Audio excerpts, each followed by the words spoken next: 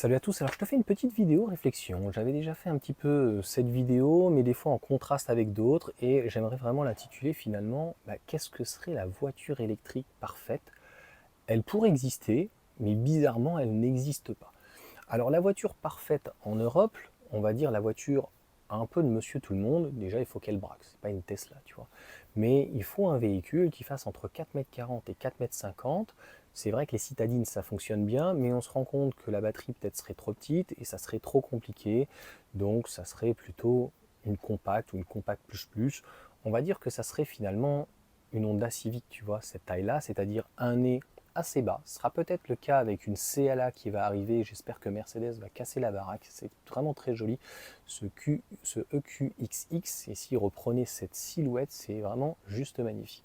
Et un arrière un peu plus haut, tu vois, et c'est ce que les traînées peuvent permettre, c'est-à-dire, encore une fois, un nez très bas et vraiment un arrière assez bodybuildé, pas trop, hein, parce qu'on voit ce que ça donne sur, par exemple, un i3008, tu vois, c'est trop, et en fait, ils ont essayé de casser, et en fait, ça déborde de partout, quoi, voilà. Donc ça, après, c'est au niveau du design, des ingénieurs, d'essayer de truander, si on peut dire. Donc ça pourrait être, on pourrait dire, un modèle Y, tu vois, un peu plus petit, mais peut-être aussi donc un peu plus bas, donc je te dis, une Honda, donc Civic. Pour moi aujourd'hui, le meilleur rapport qualité-prix pour avoir une batterie et un prix correct, c'est une BYD donc en LFP, que ça soit donc la nouvelle génération logiquement ou même celle-ci, elle est déjà au point. Et la batterie donc Tesla propose en 58 kWh, je pense que 40 suffirait largement puisque plus petite taille, plus petite batterie et une réduction du poids de partout avec, il faudrait, c'est tout l'inverse que Renault fait actuellement, du 20 pouces, du 18, un petit 16 pouces, tu vois. Un petit 16 pouces, 17 grand maximum. Et je pense qu'en termes de pénétration dans l'air, on pourra avoir un véhicule avec une très bonne régénération et une one pédale absolument. Ça, c'est ce qu'il faut. Pas toutes les voitures, donc voitures électriques le font. Eh bien, d'être aux alentours des 10 kWh. Je pense que c'est aujourd'hui tout à fait faisable. On voit une Model 3, on n'est pas loin. Donc une Model 3, tu vois, qui serait plus petite, donc plus légère, obligatoirement demanderait moins d'accélérer. Je pense qu'on peut gagner facile 200 à 300 kg, puisque de réduire de près de 20 cm, voire un peu plus, hein, 20, 25, 30 grands maximum, c'est tout à fait faisable.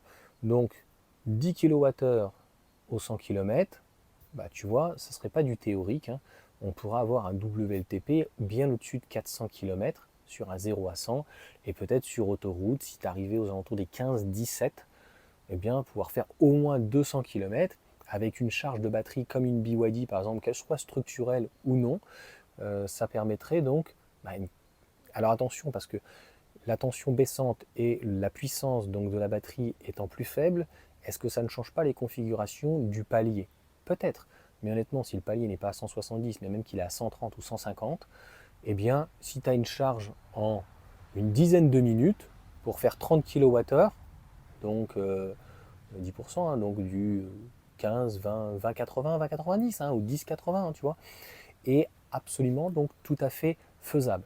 Obligatoirement pour moi, c'est quand même le modernisme, donc c'est un coffre électrique, il n'y a plus besoin de radar, on le voit bien donc avec Tesla Vision, mais ce qui manque à Tesla Vision, c'est plus de caméras, notamment une caméra à l'avant. Il y a énormément de constructeurs qui proposent des caméras à l'avant, mais Tesla pour le moment n'en a pas. On parle bien de celle qui est dans le bouclier, le pare-choc avant, pas celle qui est au-dessus, donc au niveau du pare-brise. Donc après, il y a un tas de caméras, et puis c'est d'avoir, un petit peu comme Tesla ou les constructeurs chinois, un véhicule qui soit fini abouti. Alors, est-ce qu'il faut que les sièges soient ventilés, chauffés ou autres? Tu me le diras, mais un petit Sentinelle, honnêtement, ça fait pas de mal. Et on va dire que ce que la Tesla a proposé, parce qu'en fait, ils se sont dit, les sièges chauffants au Mexique, ça sert à rien, mais après, ils pourraient se le dire ailleurs, hein. Il pourrait se le dire à Dubaï ou autre, là où il y a des modèles 3, et peut-être aussi pour les modèles Y, ça arrivera, d'avoir une version Access, mais les gens étaient plutôt très positifs dans les commentaires, j'ai vu en disant mais c'est une bonne idée, et ça n'empêche pas qu'il y a quand même le cuir donc végétal sur les côtés, sur la coudoir qui marche bien, sur le volant, mais d'avoir un tissu, et même quelqu'un m'a dit, et j'étais complètement d'accord avec lui, je ne sais pas si ça coûterait trop cher, mais un petit Alcantara, donc de toute façon c'est tout des matières plastique, hein, végétal ou autre, donc au final, il n'y a rien d'animal, donc clairement, et d'alléger en tout cas le véhicule le plus possible, un petit frunk à l'avant, parce que franchement, le moteur, un seul moteur à l'arrière, ça suffit, sur l'essieu, et je pense qu'en termes de combo, on sera parfait, et honnêtement, en dessous, aux alentours des 35 000 euros sans aide, c'est tout à fait possible, puisqu'en fait, si tu prenais ne serait-ce qu'une Model 3, qui serait peut-être un tout petit peu plus haute, mais même pas, qui fait donc du 18 pouces, mais que tu passerais, mettons, en 17, voire en 16, que tu réduis, et que finalement, tu lui mets ce qu'elle a au Mexique à l'intérieur, avec une plus petite batterie, la batterie qui coûte de mémoire, ça dépend desquelles, entre 12 et 15 000. Donc on va dire que tu la réduis d'un tiers, elle passe de 60 à 40, et bien tu gagnes 5 000. 5 000 plus 4 000, plus encore tous les matériaux, il y aurait quand même beaucoup moins d'acier, beaucoup moins d'alu, il y aurait toujours les sièges, hein, il y aurait tout. Eh bien, gagner 10 000 euros sur un véhicule qui est aujourd'hui à un peu plus de 40 000 euros, franchement, 30 000, on le voit, ça serait tout à fait faisable. Donc voilà en tout cas pour cette petite vidéo et qui, d'un point de vue industriel, je ne vois pas à l'extrême. Donc ce qui bloque, alors la force de Tesla, si on peut dire, là où ils arrivent à faire de très grosses économies, ils font pas de publicité, donc il n'y a pas de marketing, donc c'est vrai qu'ils le faisaient énormément à travers donc les vidéos, c'est pour ça qu'il y en a qui font beaucoup de vidéos pendant les parrainages, voilà. Donc moi, en tout cas, ça ne m'empêche pas de les continuer et c'est un véritable plaisir en fait de communiquer et d'en parler. Et aussi donc la distribution. C'est vrai que Tesla, c'est à la fois une force et une faiblesse de le faire livrer donc dans des hubs, donc dans ces cas-là, dans des grands hangars, et tu as un travail qui est à la chaîne.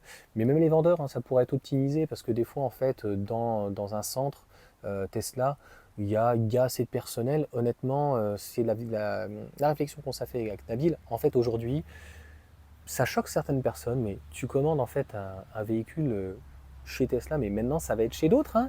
C'est de plus en plus en ligne, hein. Chez Citroën, la Citroën Ami, c'est en ligne, hein. Tu peux aller la commander à la FNAC ou autre, hein. Tu prends ton téléphone, tu réserves, tu bloques.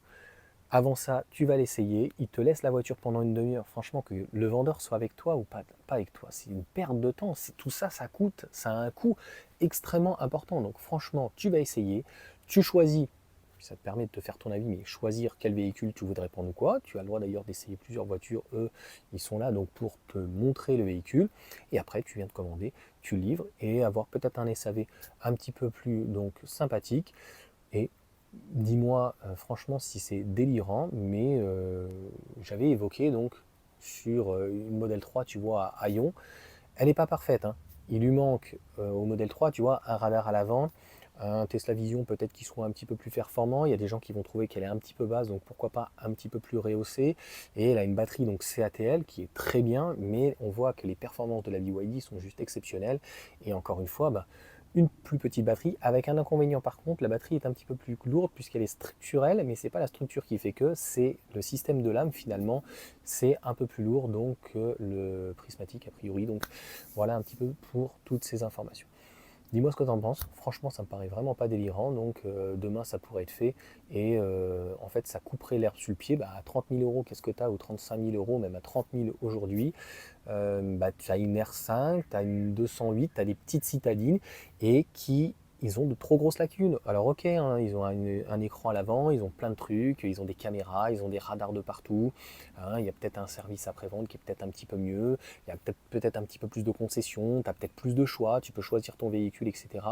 Mais il y a des lacunes qui sont inhérentes, la consommation qui est peut-être un petit peu haute, il n'y a pas de one pedal, il y a une régénération peut-être qu'il faudrait pouvoir changer, qui sont un peu plus fortes. Plus la régénération va être forte, plus va falloir la doser et donc plus en fait, et en tout cas moins tu vas consommer, tu vas récupérer la régénération. Et derrière ça, je sais plus ce que je voulais dire. C'est la charge. Je savais plus, je me dis mais Johan, t'es parti trop loin, c'est pas possible. La charge sur les voitures, les constructeurs conventionnels, c'est entre 100 et 150. Mais calme-toi, c'est un pic, c'est pas le palier de la BYD. Donc aujourd'hui, aucune citadine, voire pratiquement compacte, sauf la MG4. Dis-moi s'il y en a d'autres, peut-être. Il va y avoir peut-être la EV3 ou la Smart, qui est plutôt pas mal. Mais il y a très très peu de véhicules, en tout cas, qui permettent de faire à la fois le quotidien et les longs voyages. franchement, je te dis, ça ne peut pas être plus compliqué. 15 kWh au 100 km, une batterie de 40 kWh, ça veut dire que tu t'arrêtes à peu près tous les 200 km, donc à peu près toutes les 2 heures. Tu t'arrêtes 10 minutes pour charger sur l'autoroute, où tu veux, et tu repars. Et tu fais donc comme ça 200, 200, 200, et tu t'arrêtes 3-4 fois et d'une manière très rapide, et honnêtement, tu ne vas pas les sentir. Oui, ça va peut-être te faire ajouter à peine 1 heure, et encore, logiquement, on doit s'arrêter régulièrement. Voilà, je ne sais pas comment te dire là-dessus, mais franchement, c'est ce qui manque. Tu prends une i208, et tout le groupe Stellantis c'est comme ça, tu prends la R5, la Zoé, tu prends la Mégane, tu prends même de toute façon les Cupra Born, même si elles sont un petit peu mieux. La MG4 aussi est un peu mieux, mais en gros, tu as des charges de 20, 30, 40 minutes pour des batteries de 60 kWh. Ou même des fois de 52, 54, etc. C'est beaucoup trop long quoi. Pour des petites batteries. C'est la grosse faiblesse actuellement de nos constructeurs quand tu vois ce qui est en train d'arriver en Chine. Alors elles sont énormes les batteries, elles sont énormes les véhicules, donc il y a aussi ça qui joue donc sur la puissance, la densité et donc de pouvoir a priori avoir des charges qui sont complètement démentielles. Mais encore une fois, tu n'as pas besoin de taper du 320, un beau palier à 150 kWh, franchement sur 10 minutes, et tu fais le calcul dans ta tête, 150, franchement c'est déjà pas mal, hein. 15 minutes, 18 minutes, tu as fait ton 20-80 tranquillement.